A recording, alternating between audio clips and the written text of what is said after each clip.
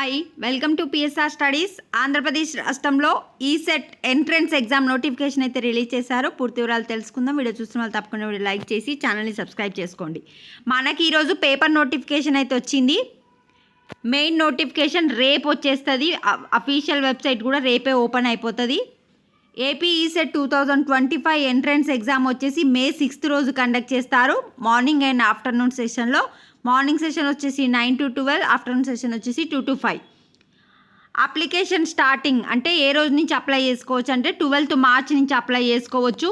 Without late fee వచ్చేసి April 7th వరకు. 12th March నుంచి April 7th వరకు ఆన్లైన్లో అప్లై చేసుకోవాలి. మే 6th వచ్చేసి ఎగ్జాము.